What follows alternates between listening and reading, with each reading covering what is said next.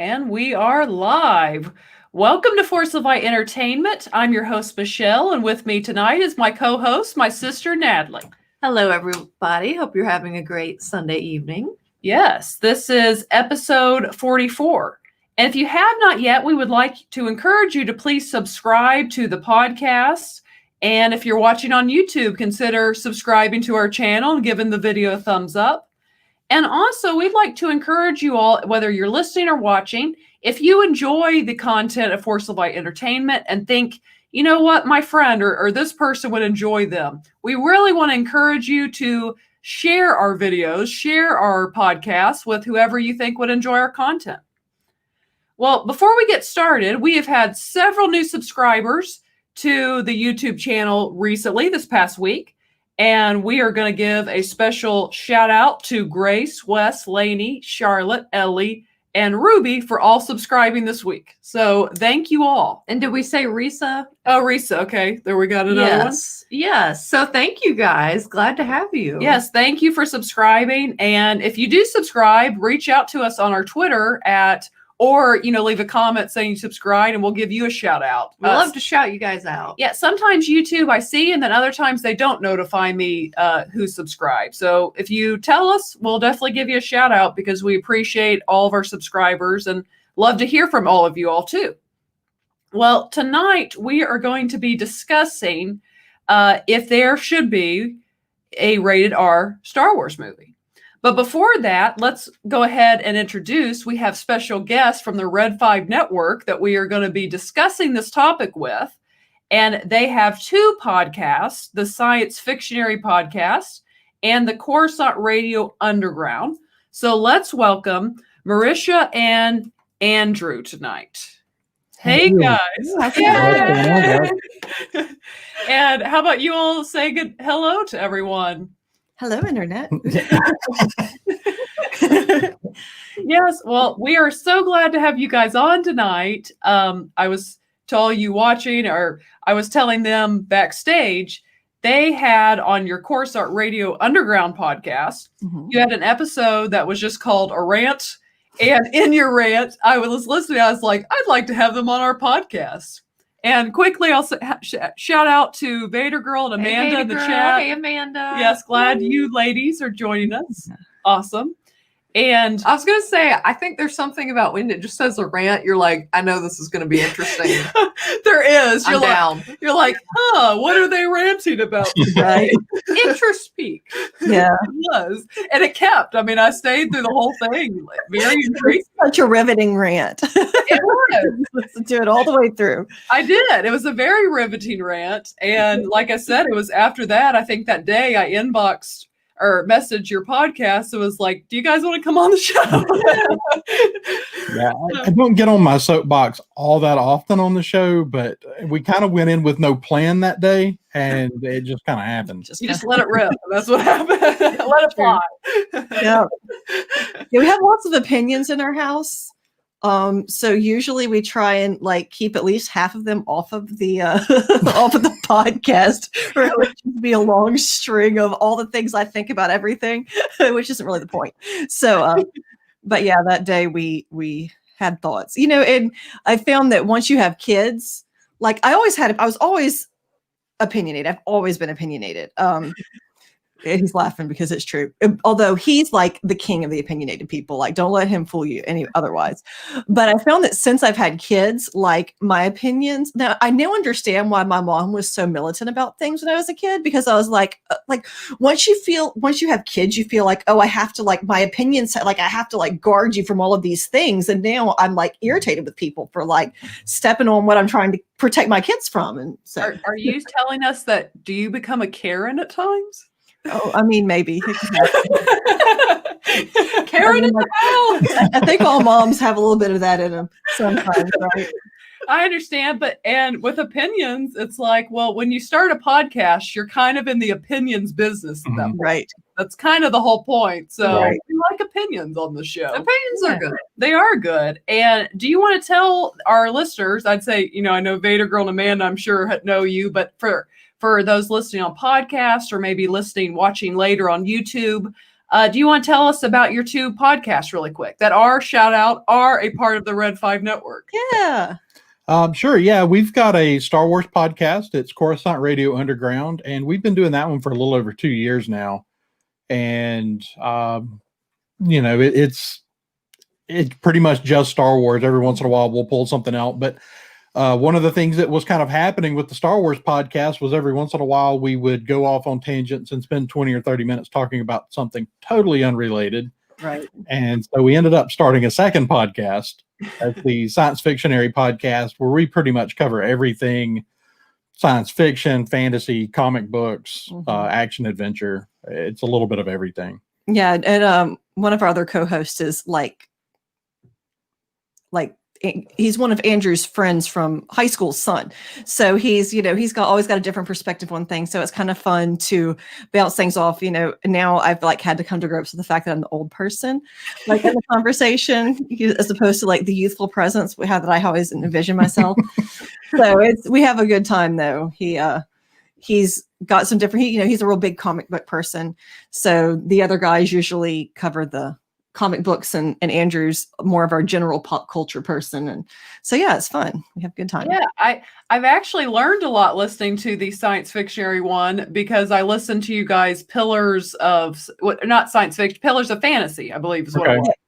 Yes, and I was telling Natalie, I was like, they are very well read. I was not an avid reader as a kid, at all when it came to that. So it was impressive to me. I was like, dang, they read everything. I was fortunate growing up in some ways, I didn't really have anybody breathing down my neck about my school or anything else, which is kind of unfortunate because I would have done better. But hey, it's all right. My dad did have a rule. I always had to have a book that I was reading, and he would check several times a week to see that I was making progress to it. So from the time I was 10 or 11 years old, I was always reading something.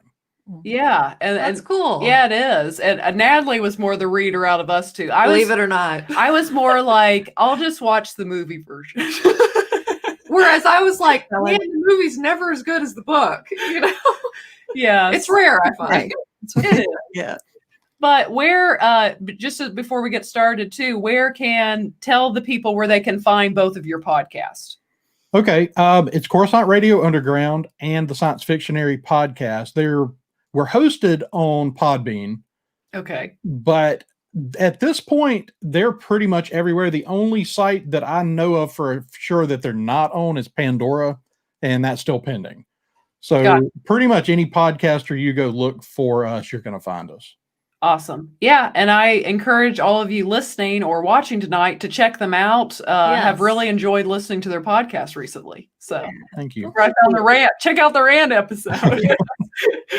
Yeah. Well, tonight we are going to be discussing, as I said, if there should and or will be an R-rated Star Wars movie. So join the conversation and let's talk some Star Wars.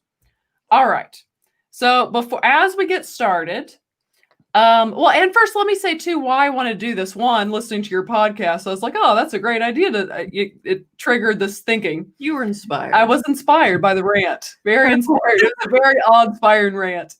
And anyways, as you guys were talking, I began thinking, and we kind of live in I was telling Natalie today, I think because of Netflix, Amazon, the rise of Game of Thrones with HBO, we live in a society that I think is becoming very desensitized.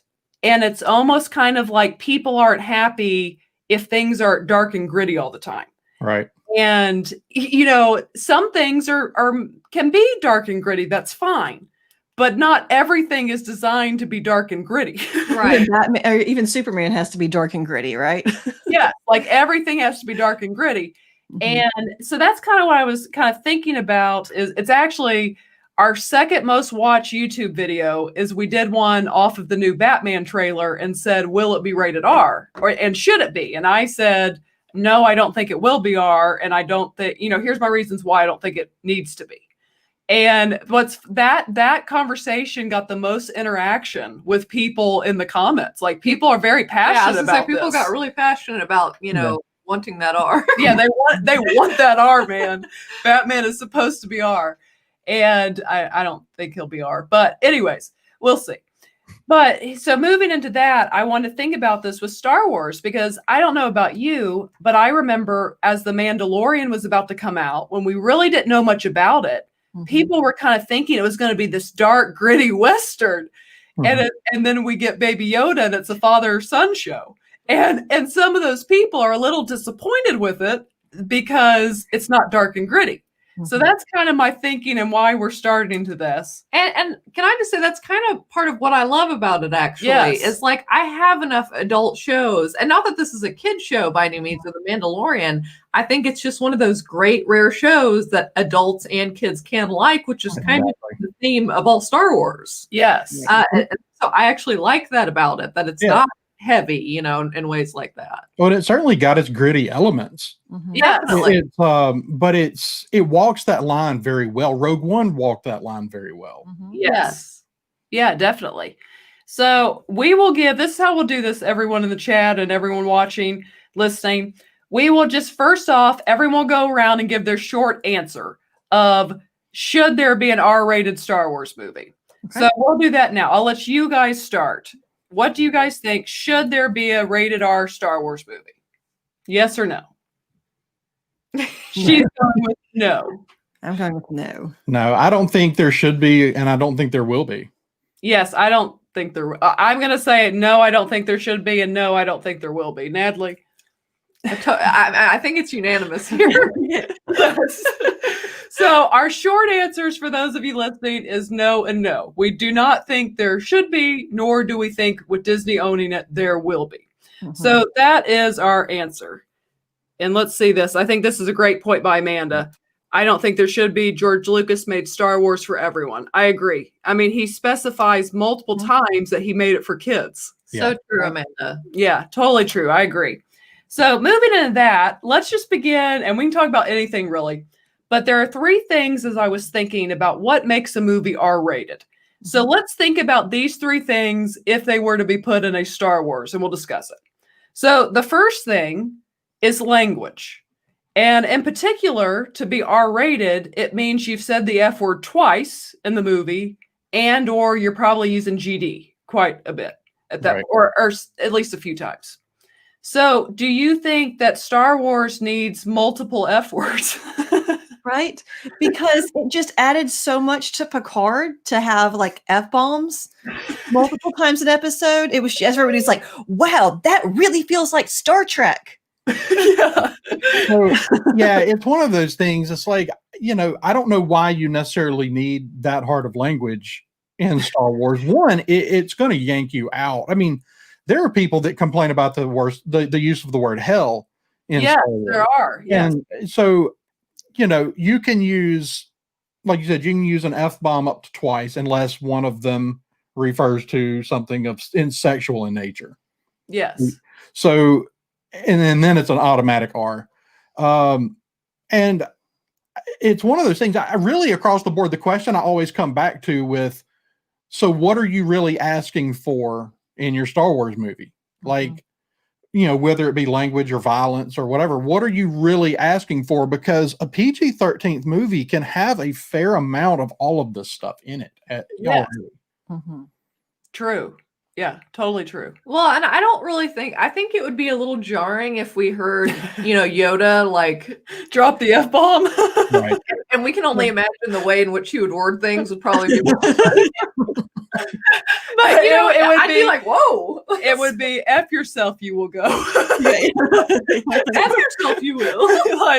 like that's, yeah, I just don't think, you know, if you actually think about it, in Star Wars, and I know, of course, I believe, correct me if I'm wrong, I believe Revenge of the Sith was the first time it was rated PG-13. That's correct. Yes. And if you think about Star Wars, you can almost count on your hand the amount of times they ever talk. I mean, they ever cuss. It's like very rare. Like you said, hell said a few times. There's very little cussing in general in Star Wars. I think because you are building this in our world, exactly. This different galaxy. So why would they cuss in the way we cuss when it's a different world? Yeah, that was a good point by Amanda. Amanda, you're coming through with a good point. Where is it? I'll click it. Let's see. She said they kind of have their own curse words almost, like, and that kind of that makes sense. It's a different galaxy. Yeah, like Firefly almost. It's like they have, like, they'll say things and you can figure out pretty much the rough equivalent, but they don't have to like come out with exactly the same swear words because, I mean, that sort of thing changes so frequently anyway. Why on earth do we think that, it needs to translate that way?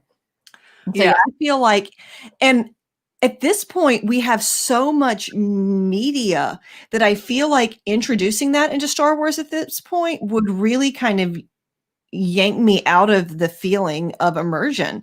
It would be like, again, not to like beat a dead horse, but kind of the same reaction that a lot of people had whenever they started pulling out F-bombs in a Star Trek show. Everybody's like, we've never done this ever. All of a sudden, why is this now a thing? And so I think that if for no other reason than because they have a precedent of this is how language works in Star Wars, I think that to really change that would really mess with the flow. And, yeah. No, I agree. And I like, kind of like Amanda said, I think you just kind of create your own language, and it can almost, if you wanted to make a word, like I was watching a show and to keep it, even though it was on Hulu, to keep it, because it was originally not on Hulu, and Hulu will make things there. Oh, we can cuss now, or we can do this, Right. But they decided to keep it true to the show. So instead of using the F word, it became a joke between the two main characters. They would say like fracking. And it would actually make you laugh when they said it because you knew it was the substitute. It was humorous. Mm-hmm. So I just think for Star Wars, it's better to, if you even did kind of come up with your own version of maybe a spin on a cuss word, but it's not actually a human cuss word. It's not as jarring because there are a couple, and Michelle and I, we don't worry about like curse words or the lighter ones, or I guess however you want to say it in movies, but like the F word and GD, it's kind of like they're always going to kind of have that shock value if you prefer not to like hear those all the time.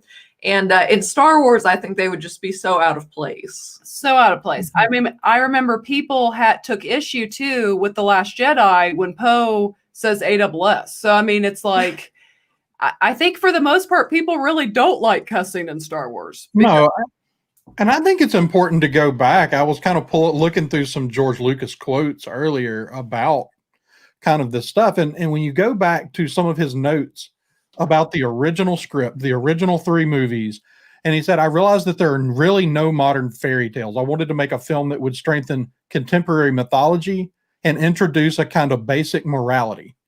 Yes. And when you look at what his foundation of it is, it's why would you add these things that are a departure from, I mean, he created it to kind of instill a basic morality and a desire to seek spirituality. Yes. And so I would say that adding some of these things in would be contrary to the entire belief system Lucas established in this universe.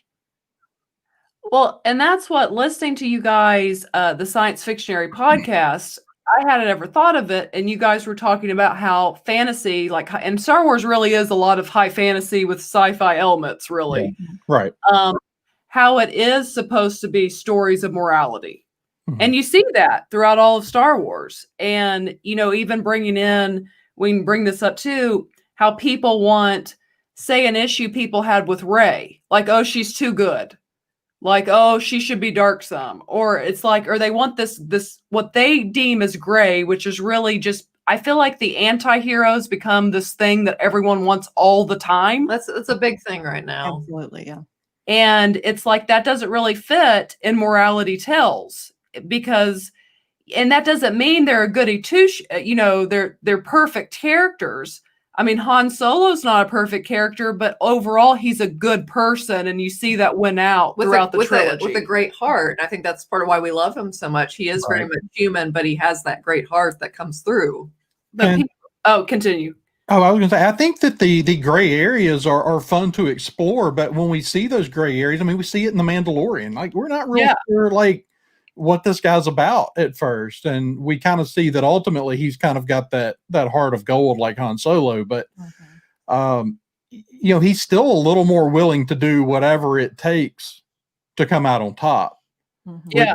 So I would say the Mandalorian is the closest thing we have to that anti-hero in Star Wars, but because what it is, we've always explored the gray areas going back to A New Hope when we were first introduced to Han Solo. But ultimately it always boils down to a battle between good and evil, and those people that are trying to exist in that gray middle ground ultimately having to make a choice. Yes. Yeah, totally. Kind of like how it is in life. Yep. Yeah, like there really is. Can't always ride the fence. You gotta, Yeah, definitely. And even with Mando, you're right. He's definitely like I'd say, greatest gray character, because in that first episode, he freezes that guy and puts him in carbonite, and you're like, oh, it was a little shocking. You're like, oh, okay. I mean, they don't die though. No. And that's why I was going to say, at the end of the day, he seems to have a killing code. Like, he does not want to kill. Like, I mean, he has when it's more self-defense or defending the child, but with his bounty hunting, he freezes them. He brings them back alive. Like, he doesn't want to kill. So there seems to, even with Mando, be a morality, like a moral code that's being followed. Right. Well, and you see him kind of in Star Wars, whenever you have characters who kind of are walking that line, the story tends to go as in this person learns to be good direction. Like, I mean, he tells the guy at the beginning, I'll bring you in warm or I'll bring you in cold. But as the story progresses, you see him less and less willing to compromise. And I think that's kind of an important point about morally gray characters in Star Wars, is they don't stay there. Yes. There's always that process of, people learning to be better. Right. Either learn to be better or worse. And it's this, even Pablo Hidalgo has talked about, especially when we're talking about Force users, you can't, the idea of a gray Jedi, somebody who's a little bit of the dark side, a little bit of the light side. And that ignores the entire concept that the dark side has consequence. Yeah. Yeah, that's true. Yeah, definitely. Let me say really quick hello to the people in the chat. Hello, Craig S. Hello, Pizza and Parsecs, and Liv from Pizza and Parsecs. Hey, guys. And Radio Rebellion says, in my opinion, keep an R rating away from Star Wars. And we agree with you. I think we all agree. But yes, so we all agree that language, the F word in Star Wars, which would put it over into R, would just be jarring and weird. Uncomfortable, really. Yeah, a little uncomfortable. So, and let's see, because I never actually watched, like in Game of Thrones, they say the F word, don't they? Oh, yeah. And it's like, but why? They're in a fictitious fantasy world with dragons. Why do they use the F word? Right. And that's the thing is, yeah, I mean, when you take something like Game of Thrones, whether you like it or don't, it's ultimately taking concepts from other places like Lord of the Rings and adding in as much shock value as you can. Yeah. You kind of hit the nail on the head on that one. Yeah, I think you're right. I mean, the show definitely had its merits, but it mainly got hype initially for shock value because like all the nudity and all the cussing and and did you could have that much nudity and that much cussing and dragons? It doesn't really sell me on it personally, but apparently I'm the minority in the world. So if either of you watched that show, not to go on a rabbit hole, but I kind of restored my faith in humanity a little bit. If either of you watched it, did you notice that as the show went on, there was less and less nudity and things? Not that it wasn't still, like plenty of stuff and blood splatter and things like that. But I think that people actually, what I heard is people complained. They were like, this is like a little too much. Yeah, well, there were a few moments in a couple of the middle seasons there that I think a lot of people who had been okay with it up to that point suddenly weren't sure they were okay with it anymore. They're like, this is they crossed some lines. They did. And I'm not gonna lie, I got a PureFlix subscription so I could watch it. I could edit out all the things I didn't want to see. That's awesome. That's what I should have done. I was one of those people. Because I was everybody was talking about it. I was really curious about it, but I just didn't want to see that much naked people. So There were some awesome storylines and stuff. Not that we'll get off of that, but it's just like we didn't need all that. And I think people complaining was proof of that. Well, and I think you saw it go away towards the end because they settled into this being able to rely more on the fact that they were telling an interesting story. Exactly. And they weren't real sure at first. I mean, the books weren't overly popular until the series started. Right. So maybe they thought we need to like really spice it up to get people's interest or something. And then they realized, oh, people actually like this and they like the story of it. Yeah, and that to me gets old. Again, going back to so much, I really hope cable television makes it. I know you guys mentioned on your podcast, like one of my favorite shows of all time is Chuck. Mm-hmm. Like it almost doesn't get more innocent or just lighthearted than Chuck. Right. And it's like sometimes I don't want to turn on something and there's nudity. There's the F words every other word. It's like sometimes it gets old with Netflix, Amazon, and Hulu. It's like just because you can doesn't mean that it makes the story better. Doesn't mean you should. Yeah, it kind of gets old. But I think Craig S. makes a good point on why it won't be R. Since Star Wars property will end up on Disney Plus, nothing that is done will ever be above PG-13. And realistically, it's a very good point. I think that's right because they now have the rights to Deadpool and they're trying to figure out what the heck they're going to do with Deadpool, which was R when they inherited it. So I don't think there's any way they're going to take Star Wars and bump it to R. It just doesn't make any sense. No, I mean, that kind of goes back to George Lucas has said multiple times that he created this for kids. Ultimately. And so I've always kind of had this thing stuck in my head that I don't know if it's something Walt Disney said at some point or if it's part of an old ad campaign for Disney or what, but it talks about this place that's for kids and for kids at heart. Yes. And that's Disney's brand. That's what they are. And in that way,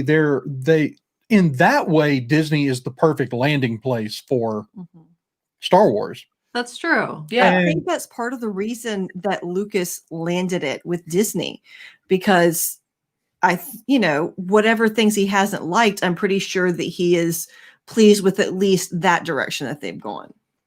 Yeah. Yeah, I agree. And Craig S. says Deadpool will probably end up on Hulu. That is going to be their route. They push things on Hulu that are R-rated that they inherit. Right. And it's called into question. Yeah. If something like Deadpool will even end up in the MCU, or if they will do a lighter version of Deadpool in the MCU, and then they've renamed. It's not 20th Century Fox anymore. It's 20th Century Studios. There's absolutely no guarantee they're not just going to continue making Deadpool over at 20th Century Studios. That's true. And have nothing to do with Disney itself. Yeah, that's probably, I wouldn't be surprised if they go that route because I think they will continue it because there's a lot of money, but that's probably the route they'll take if they do it, I would say, for sure. So language, but another thing, we'll move on to the second thing that could make something rated R. And that would be sex scenes and or nudity. So do we need sex scenes and or nudity in Star Wars? I'll let you guys start. I mean, I don't think so. I mean, and actually, this is one of those things, if you go back and look, there are a fair number of PG films with some nudity. When you're talking about getting up to R-rated films, the level of nudity required to make something R-rated, it's definitely no longer something for kids. And so I guess kind of where I always come back to with all these things is not only has George Lucas said he's made these things for kids, but the success, you don't see R-rated things that have the long-term success, the staying power of a Star Wars. And when you look at that, it's this whole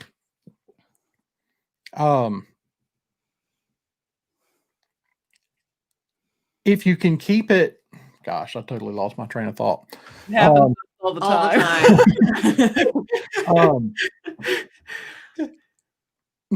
if you can keep it down to PG-13, it's so much more successful. The number of movies that have been successful with a PG-13 rating compared to an R rating. Yeah. I mean, it's off the charts. What the 3 highest grossing R-rated movies are? What? Deadpool, American Sniper, and The Passion. Yep. Yes. Yeah. Like, that's domestically. Okay. Worldwide, it's Joker, Deadpool, and something else. But regardless, it's this. R-rated films don't. There are a few that have made money, but worldwide, only 3 movies have ever cracked the top 100. Yeah. For gross. And they're way down the list. Like Deadpool is like what 80th on box office. Yeah, something like that. And it's not like top 10. Like that's significantly down the list. So just from a money perspective, and let's not kid ourselves. I mean, Disney is in the business of making money. They are going to make more money the more people that are going to go see this movie. All right. But I guess what I was getting at a minute ago is the staying power of Star Wars. Why is that? And it's because my dad was one of those 17-year-olds that saw it in 1977, and he couldn't wait to show it to me. Mm-hmm. And whenever you had kids. Then as soon as I had kids, like as soon as I thought they were like could understand what they were watching, it was like, here's Star Wars. And that's why Star Wars is stuck around, is because it's a family thing, which is kind of cool because it's this thing that's really about family. Yeah. And it's one of these things that's passed on from, between family, between generations. And the second that you cut off that next generation, it dies. Yes. Yeah, I agree. Yeah, I just don't think, and you guys on that Rand episode had talked about how some of the books, which I was shocked. I love Lost Stars by Claudia Gray. Mm-hmm. But as I was listening on Audible, because again, I'm not a big reader when it comes to this stuff, but I was shocked when it was like a Notebook sex scene. It was like, what? like it was kind of shocking to me as an adult because I mean, you get like some kisses in Star Wars, but that's it. Like, and I just want to say for the record, I think I can speak for all of us. We're not prudes. I don't want you to take that away from this conversation, but it's just when in regards to Star Wars in particular, that's not what we expect. And that's not what we're really going for. No. Well, and it's kind of the thing that I talked about in that episode of ours that you mentioned, where I just ranted for an hour, and it's so my thing is like it really, there's nothing hard enough in those books that's like making me like, oh, I got to put this book down. Like I can't. Yeah. But I have young kids who love to read. Mm-hmm. When I was a kid, I could go pick up any Star Wars book and read it, and nobody had to look to see what was in it before I read it. Mm-hmm. But now I can't let my daughter come in here and take any Star Wars book she wants off my shelf without one of us having read it first. Yeah. Yeah. And that's such a good point. I mean, I was like, I can't remember the first time I watched Star Wars. I mean, we have a video of me not even speaking English with a lightsaber marching around. Were you speaking Spanish? I was speaking gibberish. Yeah, honestly. My brother and I, we like knew what she was saying. My mom said, like, we knew how to interpret, like, oh, she wants this. Yeah. But yeah, she didn't speak English for a while. But my point is my parents could let me watch it at 2 years old because there's nothing in it bad. Like you said, you can pass it to the next generation at very young ages, because it is this morality tale and it is light and happy for the most part. I mean, Empire Strikes Back is, quote unquote, the dark Star Wars movie. And it ends with one of the most happy, beautiful shots in the whole trilogy with Luke and Leia looking off in the distance, in my opinion. Yeah. So, I mean, it just, again, so the idea of sex scenes in Star Wars, and again, for it to be so bad it would be rated R, you're going worse than Titanic. I mean, Titanic had a lot in there for PG-13. Right. Yeah. Yes, they did. I'm surprised that wasn't R. Our parents were shocked too when I was in the 3rd grade and they took me to see it. Yeah, I was there. And I was like, oh. Yeah, and that's one of the things I went and stood. I mean, I have a massive DVD collection. And I just went and stood and just stared at the shelf and just pulled titles off of things that I knew were kind of borderline, that I knew were kind of on that bubble, and pulled them off just kind of going, well, what was that one rated? And they're almost all PG-13. And it's, I think the thing is, when you talk about, you can go plenty dark and gritty and still be PG-13. Yes. You don't, when you push it into that R rating, you really are really upping the level of all of these things, whether it be language or nudity or violence. Yes. And, here's the thing from a business perspective for Disney. A lot of people, for example, Game of Thrones, watched Game of Thrones for the sex scenes, for the nudity.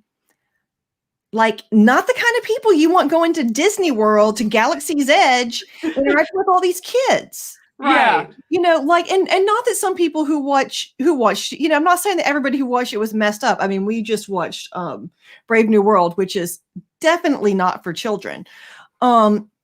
But they don't want people who are watching Star Wars for that stuff showing up and trying to act out anything remotely related to that stuff at Disney World. Yeah. They have a brand to keep up, and their brand is family friendly. Whenever they built a park, multiple parks, multiple Star Wars parks, I think that they guaranteed that forever Star Wars is going to be a family property. Just like they're not going to have Disney princesses doing pornos. They're not going to have Star Wars doing it either. You're not going to be doing the mop. What's it called? No, I mean, the park is the number one reason why I say it won't happen. It'll never happen. Yeah. Yeah. Well, with Disney, it's money. And I mean, really, honestly, when talking Star Wars and sex scenes or even language, I don't think they're ever going to push the boundaries of PG-13 with it. Like, pretty much, I know they're PG-13 rated now, but they're really PG movies that have a PG-13 rating. Right. Or that have that one scene, Well, I mean, like, pretty much you show somebody get shot at this point, things like that, you're getting that PG-13 rating now. Yeah. So if you've got any kind of battle scenes, you're at this point in time, you're going to really push that line. But no, largely these are PG movies that have largely for, I guess, what they dubbed sci-fi violence. Yes. Yeah. And that's largely what pushes them over. Well, and I think with PG-13 in general, and just like ours, there can be a range, certainly, kind of a soft PG-13, or they take it, more the Titanic route. Right. But there's so much you can, in a PG-13, you can imply, like you get the point, you get whether it's violence, sexual things, you get it, but you don't need to go on and show guts coming out or people actually in the bed doing motions or, things like that. Right. Well, and like I'm saying, I would be shocked if they ever say, like, you guys have seen Wonder Woman? Say how they imply her and Steve have relationships. It's like, we got it, but we didn't need to see anything. But I'm saying, I don't think Star Wars would ever go that route. I don't think they'll even ever imply. Like, I think it will always stay as innocent as Han and Leia or Padme and Anakin. Like, I don't think it's ever going to go there. And I don't think it needs to go there. Well, and like Craig S. said, scantily clad is probably the most extreme they'll go. Like, because I think a lot of teen boys grew up with Princess Leia in that outfit being their fantasy. I'm sure. I mean, she did look hot, I have to admit. But I don't think it pushed it too far. No. I mean, I'm she's still dressed. My kid.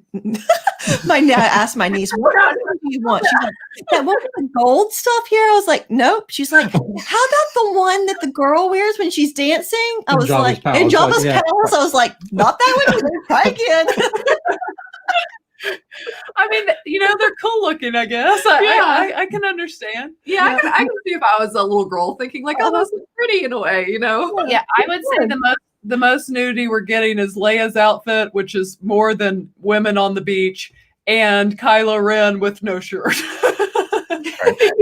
Which we all thought was awkward. The whole crowd's like, why does Kylo Ren have his shirt off? Why are they having these bathroom meetups? Like, to wear, like, as the crowd, you relate when Rey says, can you put a shirt on or something? We're like, please, we're uncomfortable. We're like, this is odd. Yeah. And the thing is, I think that was kind of the point. Yeah. And It so was. the other question is, like, I think we can all agree we don't want any of this stuff, don't want sex or language or violence just for the sake of like shock value and raising the rating. But, like occasionally there are stories that, okay, so The Passion, right? You're not going to make a G-rated version of that. It's, but I'm also not going to take my kids to see it. And I don't think at this point we need stories that are that intense, that graphic, that, not only am I not interested in just like adding it on just for the rating, I'm also really not interested in stories that necessitate any of that. Yeah. Well, going back to what you said, these are high fantasy is stories of morality. Mm-hmm. And it's just like in a morality tale, do you need all this stuff added in? Again, going back to why Netflix gets on my nerves sometimes, literally just for the sake of adding it in. Oh, yeah. Like there's no other reason you put that in there. Yeah, the Netflix Marvel stuff were the perfect example of that. It's like there was no Jessica reason. Jones. Yeah. Man, and some of those scenes. Oh, it was brutal. Yeah. It was like, oh, that's not even like romantic. It's just Like it's just yucky. Yeah. It was, I was kind of like shocked. Like I turned it on. It was like, because it's Marvel. You're like, right? What? Yeah, I agree. Well, and another show like Michelle and I, for example, on Netflix, like Ozark is a really good show, and it could be really good without showing them inside a strip club or, it's just, it's like you said, it's just kind of a shame. They feel like they need that to like draw people in, and you just really don't when you have a good story and a good plot. Like I will go back to Breaking Bad is a very dark and gritty show that was so well written and doesn't have hardly any of that. Because it had to be on AMC. And, it's not needed to make things and kind of has gone down as one of the best shows of all time. So, So, I mean, and I believe the answer to this question is Lost Stars. Isn't that right? I think so, yeah. Yes. Yeah. Yeah. Lost Stars, Amanda, which is an excellent book. It's a great book. My favorite book. I think you recommended it to me. I did. It's a great book. You're giving it to your children. It may still be the best book in the new canon. Mm-hmm. Yeah. Well, and you made the point it was a young teen book, and you're like, young adult. Young adult. Okay, young adult. Yeah. Oh, but I remember those young adult books when I was Thank you, Twilight. right. They got passionate. Let's put it that way. I think a lot with the books is a lot of things do this. I mean, we homeschool our kids, and so I see this with some of the educational materials where you go, is that really what they're working on? Because they should be way beyond that. And so a lot of it is just purely underestimating kids' potential, what they can read and understand. Yeah. I mean, at 9-10 years old, I was already reading that's when I started reading the what are now the Legends Star Wars books. And, so that's the age my daughter is now. That's when I read the Thrawn trilogy. And so they want to put for that age group, they want to put these, kids, junior novels that, frankly, I mean, my daughter will go through one of those junior novels in a couple of hours. She's really not that interested in those because she goes through them too quick. Mm-hmm. Yeah. It's like, I mean, it might as well be an American Girl book for as fast as she gets through it. Yeah. They are a little smaller. But so I think we all agree that nudity or sex scenes in Star Wars would just be awkward and unnecessary. Yeah. So the next thing that could push something into would be a violence on the level of seeing like heads going off or blood or, brain splatter going on the wall, things like that. And does Star Wars need that level of violence? Yes or no? You guys can take the floor. So the violence is an interesting one because it is what initially pushed us from PG Star Wars to PG-13 Star Wars. Yes. With Revenge of the Sith. Because Anakin's that final scene where Anakin and Obi-Wan fight is so brutal and graphic. Yeah. But you look across the span at things, really what separates PG-13 violence and R violence is usually blood splatter or gore. Yes. Those are the big defining differences. And So we have weapons that carterize. Problem solved. Exactly. Yes. but you look across, I mean, look at things like Lord of the Rings. Massive, violent battle scenes. Those movies are all PG-13. Yeah, I kind of forgotten how violent they were until I watched them with the kids. I was like, oh, wait, don't watch this part. Sorry. Yeah, so they were definitely, it was more violent than I remembered. So the thing is you can do a large amount of violence without it crossing that line.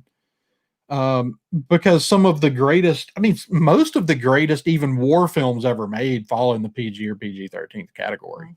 There are a few that jump over into R, but those are ones where they were usually trying to prove a point about the horrors of war. Right. We don't need Braveheart level. Like, we're not glorifying war. We're going to show you what it really looks like. That's usually when those stretch into R. Which is valid for what they are.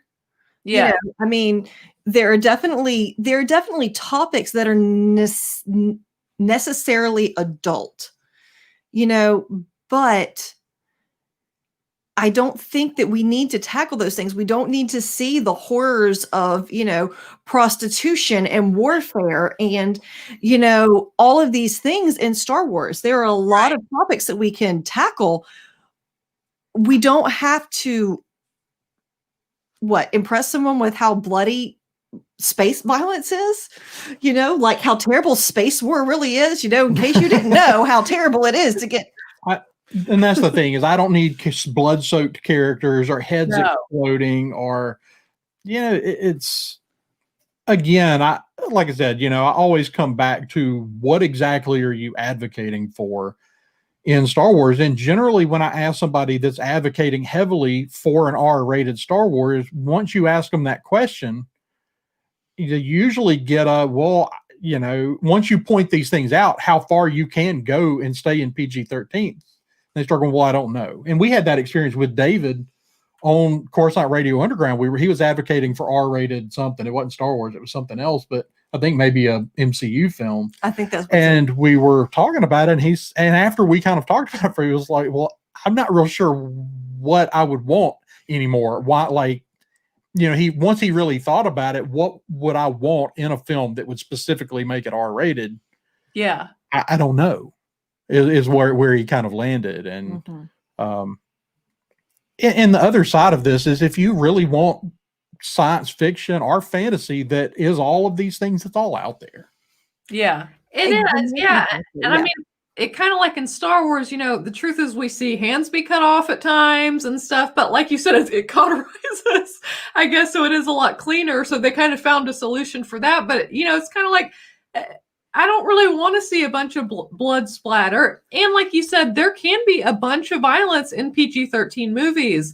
The Twilight movies, which I'm not a big fan of, but it was like everybody was watching them. So I'm like, okay, I'll try. If you guys have seen those. I've heard him talk about them. But I think that's all one of them. Big fans? No. I remember you saying they were trash. Okay, I can't do Twilight. I did try because it was the big thing when I was like 20.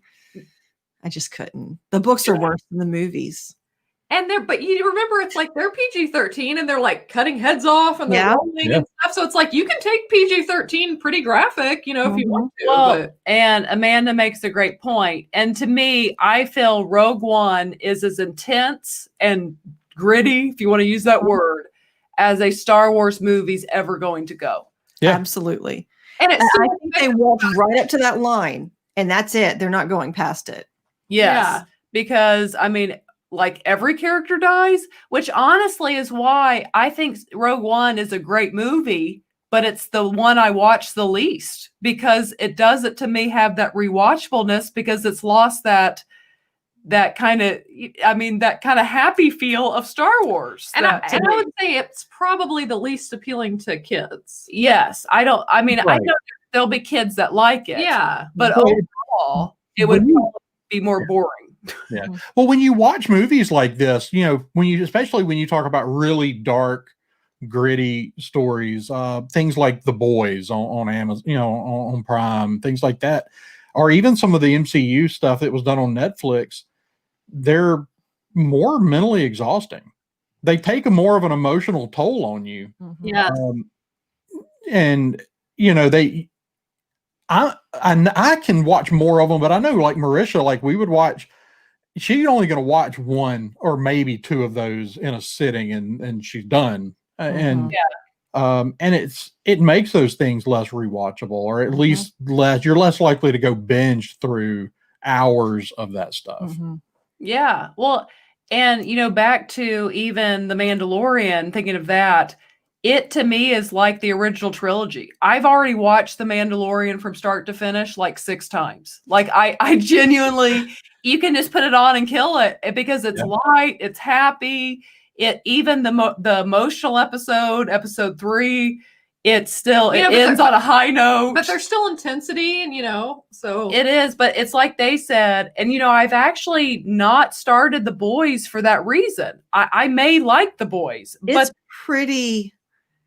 Yeah, that's why the violence is very graphic, and that's where there gets a point again. What is The Boys? What is it on? It's Amazon now. Natalie's go what? It's like a superhero deconstruction. It's basically if superheroes were real and accepting the fact that people are just kind of bad. Okay. And so then suddenly giving those people superpower. Superpowers, making them the most powerful people in the world. What would they really do with those powers? Right. And not be Captain America, be something way more messed up. Well, and that's why like I've not started that, or because I don't know, with everything going on in the world, I'm not wanting something that has just so much bloodshed. Like again, sometimes you want that lighter. It's like there's enough going on in life right now that I don't. And back to me saying people are becoming desensitized. It almost freaks me out. We see such real depictions of people's brains get blown out. Yeah. Would it freak you out if that happened in person?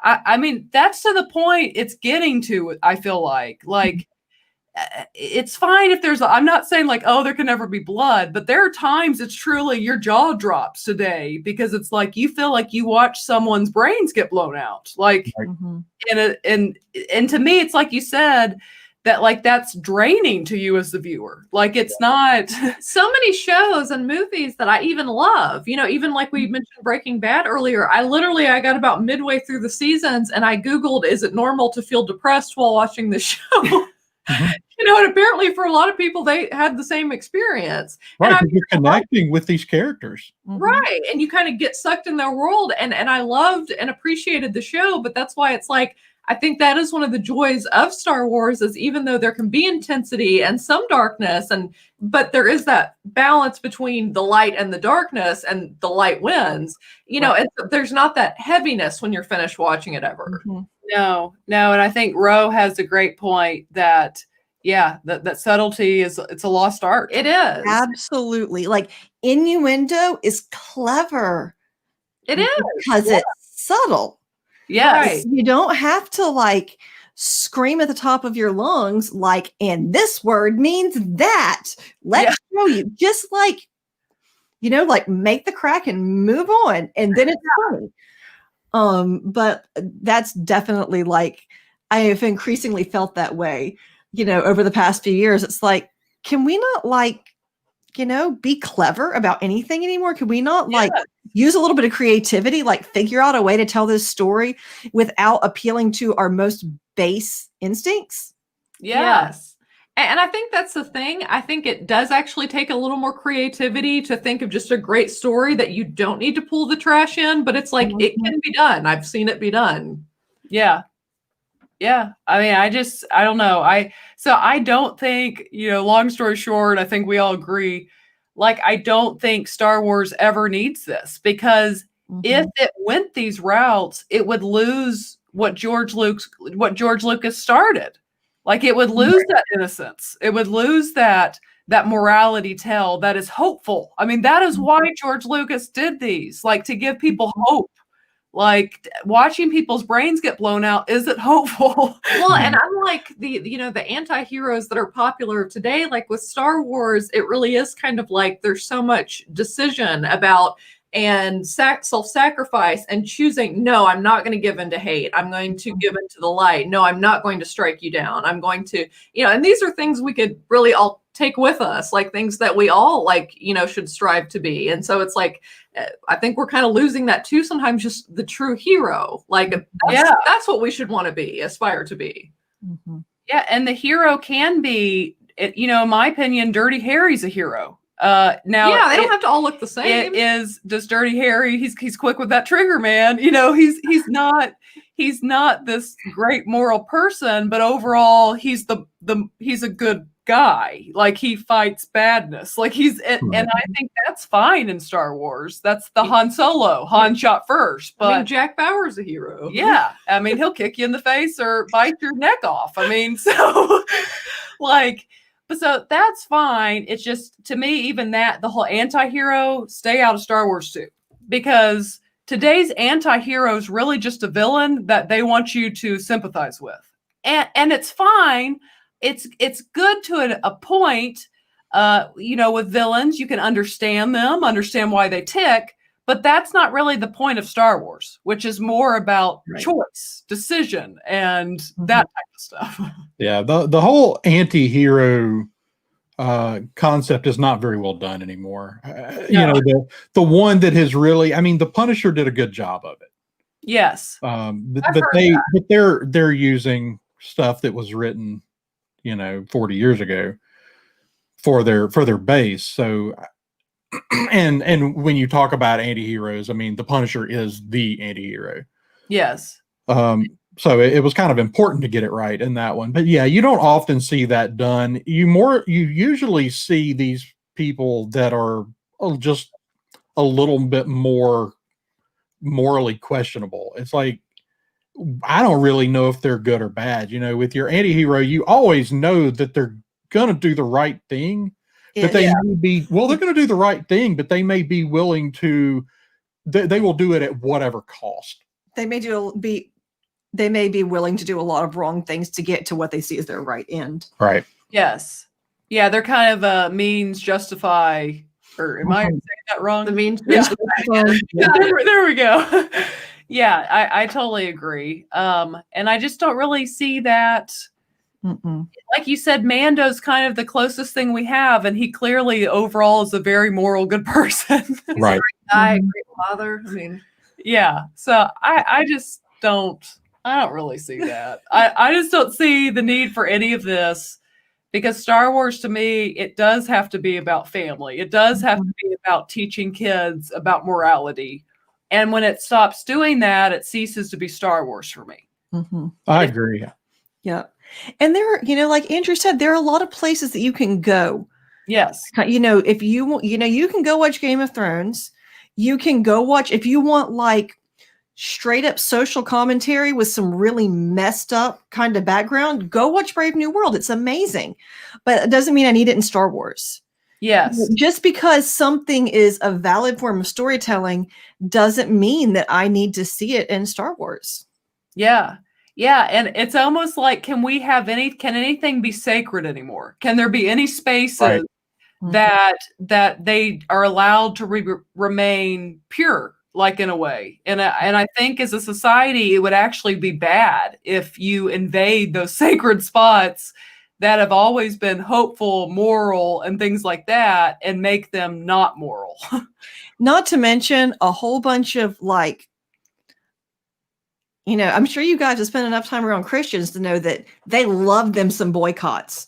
Yeah. The Southern Baptist Convention boycotted Disney in the 90s. It was a big deal.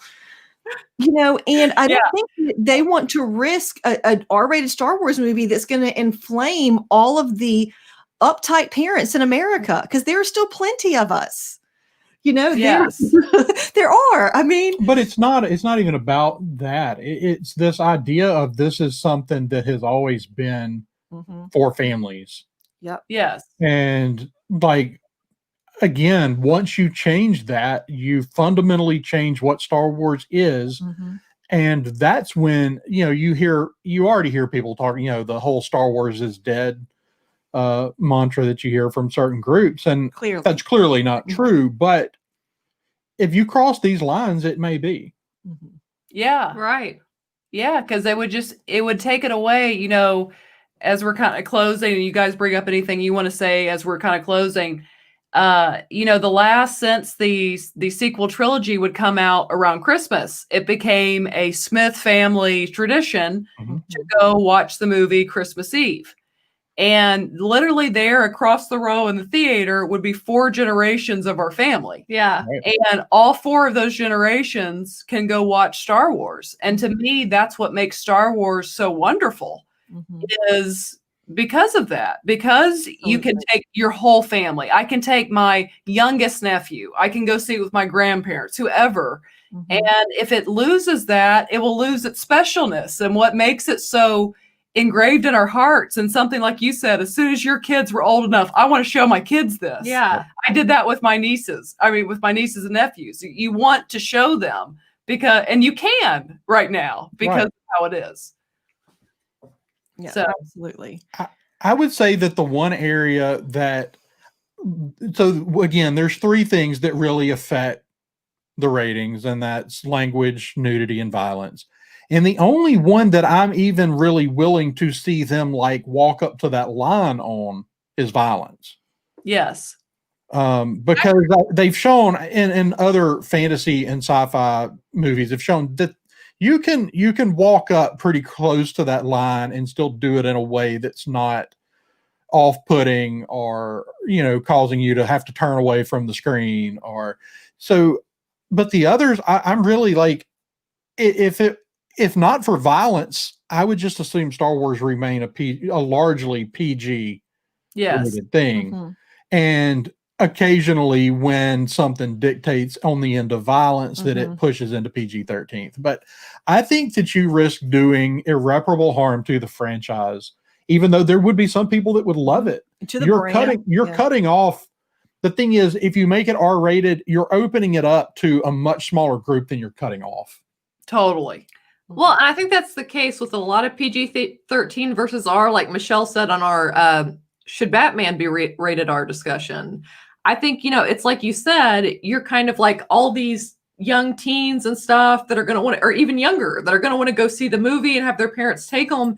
They're cutting out a big section of potential money, to make it R. And it's like, is that really worth it when you can still imply so much with PG-13? Yeah. Yeah. And like we said, the Joker, I love the Joker, but that was something totally different. That was like its own category. That was made for adults. Yeah. Like kids wouldn't even enjoy the Joker. No. Like it's not going to. So I just think, obviously you guys tonight know our thoughts at this point, that I just think that it has to, and I believe it will. I don't think they're going to push the boundaries. Like you said, I could see maybe with lightsabers, more heads getting cut off, but there's no blood. And it's not done in a scary or frightening way. So I could see, like you said, them pushing the bounds with violence a little, but even in a Rogue One, it's not bloody. People just die. So it Exactly. Yeah, so I don't see it ever becoming an issue. We're not seeing intestines on the floor or anything like that. No, you're even when Luke, because like you said, when they lose limbs with the lightsaber, it cauterizes the wound and there's no blood. So it's just, I just don't see it. Rogue One and Revenge of the Sith are plenty. They're plenty enough. They're plenty. They are dark enough for Star Wars. So I think that I don't wish that they had dialed it back for those 2 movies, but I'm perfectly happy with it stopping right there. Yes. Yeah, I am too. Totally. Well, is that you all's final thoughts as we wrap up? Is that you all? I think so. Yeah. Yeah. I think we got it out there. Yes. And DJ likes the conversation. Glad to know that there are people that feel the same way he does. Thank you, DJ. Yes, and hello to Charles. I saw you sneak into the Charles. chat. And Mr. Chris. Yes. But yeah, so and good point by Charles down here. What is Charles saying? The moment an R rating is applied, that story will be unavailable to a young fan without the scrubbing of a parent. Yeah, I totally agree. That's why too. At the end of the day, Disney's all about money. They're not going R. That's the bottom line. This has been more our opinion on if it should be R, but they're not going R. That's just the bottom line. I mean, because like my parents dropped me and my friends off to see Star Wars when I was 13 is a very important part of the Star Wars tradition. They don't want that going away. No, they don't. They do not want that going away at all. So Star Wars, the bottom line, Lucas made something wonderful that is hopeful. It's filled with morality and is for generations to enjoy one with another. So, yeah, I just think it needs to remain in the PG to PG-13 range. And I think it will ultimately. Yeah. So people thinking that they're going to get this next Game of Thrones TV show, Star Wars, you just need to drop it. It's probably someone else will give it to you. Yeah, something else. There's something else in this genre that can do that for you. Yeah, and I think that's the whole point. We're not saying it's like you guys have said that stuff is out there. We're not saying feel free to go watch it. We're just talking specifically about Star Wars. Exactly. Yeah. So what is Radio Rebellion saying?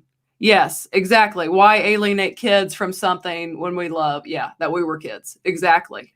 I mean, that's just everyone making great points. Well, that is it for this episode of Force of Light Entertainment. We appreciate everyone in the chat, to not everyone listening, but also everyone in the chat. We've had awesome interaction with everyone in the chat tonight. It's been we love filled. when you guys interact. It makes it much more fun. Yes, even if I don't always address it, which I'm trying to in my mind, but I appreciate, and we try to we definitely always read them. But yeah, you guys had some excellent points in the chat. And also, thank you so much to our two guests. And again, you guys are awesome. And I encourage our listeners to check out both of your podcasts. So again, I want you to tell them one more time where they can find you and where they can find you on Twitter and stuff. Okay. You can find me. My website is Princesses and Padawans, which clearly you can see, my brand is very kid friendly, right? I am on Instagram at princesses_and_Padawans, and I'm P Padawans on Twitter. Yeah. And our shows are Coruscant Radio Underground and the Science Fictionary Podcast. You can find those pretty much anywhere that you would want to go listen to a podcast. And you can find us on Twitter at crew_podcast at CRU_podcast. Awesome. Yeah. And again, check them out. Very entertaining podcasts. Have enjoyed listening to you all quite a bit lately. Awesome. Thanks. And definitely check out their rant. I feel like I saw that episode. Sounds like an epic rant. I'm going to have to check this out. I enjoyed it. I was like, yes. Yeah, I agree with that. Yeah. Don't you love that when you're listening to something and you find yourself by yourself just, yes. You're like, right, good point. Amen. Yeah. That is hitting the spot. Echo chambers, they do have their virtue sometimes. Like, I like to hear my opinions from other people. I do. Yes, we all do. So definitely everyone check them out. And we appreciate everyone in the chat, everyone listening or watching tonight or later. We appreciate you guys for joining the conversation. And you can look for us. We took a week off last Sunday, but we mostly have episodes every Sunday evening. And also make sure, if you're just listening right now, to subscribe to our YouTube channel. We this week did an exclusive. We did the trailer talk for The Mandalorian, which is only on YouTube. So definitely check out our YouTube channel also. But if you want to reach out to us, you can find us on Twitter and Instagram. At Force of Light Entertainment, and I am Michelle 34 Smith on both. Natalie. And I'm Natalie R. Grace on Twitter and Nat Loves Bella 07 on Instagram. And also, I just wanted to mention, if you're looking forward to the upcoming Enola movie on Netflix about Sherlock Holmes' little sister starring Millie Bobby Brown, we will be doing a spoiler-free review either this Wednesday or Thursday morning. So be on the lookout for that. Yes. Awesome. So again, thank you so much for our guests for coming on. You guys were awesome. Having us on. We enjoyed it. It was great. Yes. We did too. Yes, very much enjoyed it. And we again appreciate everyone listening, everyone watching. And again, join the conversation. And next time, let's talk some more movies. We'll go watch some more. And talk. Yeah, we'll watch and talk. But we appreciate it. And good night to everyone in the chat. Goodbye.